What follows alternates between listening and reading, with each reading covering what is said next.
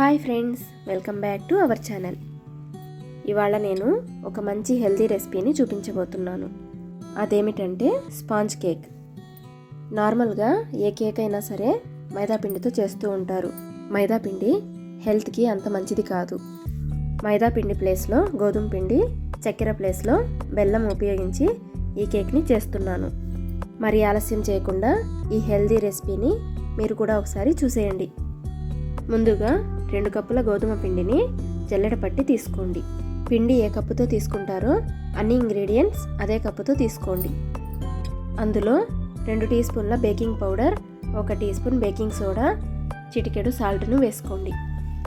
తర్వాత ఒక మిక్సీ జార్లోకి ఫ్రెష్ పెరుగును 1 కప్పు తీసుకోండి. అందులోనే 1.5 కప్పు తురిమిన బెల్లాన్ని వేసుకోండి. తర్వాత 1/2 కప్పు వంట నూనెను కూడా వేసుకోండి. గోధుమ పిండి, బెల్లం మన హెల్త్కి కూడా చాలా మంచిది. అందులోనే 1/2 టీ స్పూన్ వెనిలా ఎసెన్స్ను కూడా వేసుకోండి.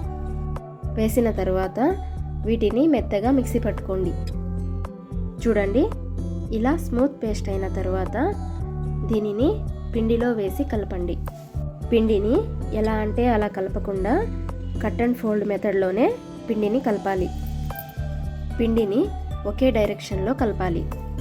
పిండి కాస్త గట్టిగా ఉంది అనిపిస్తే గోరువెచ్చటి పాలను కొంచెం వేసి అడ్జస్ట్ చేసుకోండి. చూడండి, ఇలా కట్ అండ్ ఫోల్డ్ మెథడ్లోనే కలపాలి. ఒక కేక్ మౌల్డ్ తీసుకొని ఆయిల్ కానీ ఘీ కానీ 1 టీ స్పూన్ వేసి ఇలా బాగా అప్లై చేయండి. అన్ని సైడ్స్ బాగా అప్లై చేయండి. తర్వాత పొడిపిండితో ఇలా డస్ట్ చేసుకోండి. బటర్ పేపర్ కనుక ఉంటే ఈ ప్రాసెస్ అవసరం లేదు. మౌల్డ్కి ఆయిల్ రాసి బటర్ పేపర్ పెట్టేయచ్చు. చూడండి, ఈ కన్సిస్టెన్సీ ఉన్న పిండిని ఇలా మౌల్డ్లోకి పోసేయండి. మౌల్డ్ని ఇలా 2-3 సార్లు ట్యాప్ చేయండి. ఎయిర్ గ్యాప్స్ ఉంటే పోతాయి. తర్వాత మీకు ఇష్టమైన ఏ డ్రై ఫ్రూట్స్నైనా తీసుకోండి. ఇలా పిండి పైన ఇలా గార్నిష్ చేయండి. నేనైతే బాదం, జీడిపప్పు, వాల్నట్స్ను తీసుకున్నాను. తర్వాత స్టవ్ ఆన్ చేసి మందంగా ఉన్న ఒక ప్యాన్ను పెట్టుకోండి. అందులో ఇలాంటి స్టాండ్ను ఒకటి ఉంచి ఒక 10 నిమిషాలు మీడియం ఫ్లేమ్లో ప్రీహీట్ చేసుకోండి. ప్రీహీట్ చేసిన తర్వాత ఈ కేక్ బేసిన్ను స్టాండ్ పైన ఉంచి మూత పెట్టి ఒక 40 నిమిషాలు మీడియం ఫ్లేమ్లో కుక్ చేసుకోండి. మధ్య మధ్యలో చెక్ చేసుకుంటూ ఉండండి. చూడండి, కేక్ బేక్ అయిందో లేదో మనం ఎలా చూడాలంటే ఇలా ఒక టూత్పిక్ తీసుకొని మధ్యలో ఇలా గుచ్చితే దానికి పిండి అంటుకోకుండా వస్తుంది. అలా అయితే పర్ఫెక్ట్గా కుక్ అయినట్లు. ఈ కేక్ చల్లారిన తర్వాత ఇలా నైఫ్తో కొంచెం డిమౌల్డ్ చేసి తీసేయండి.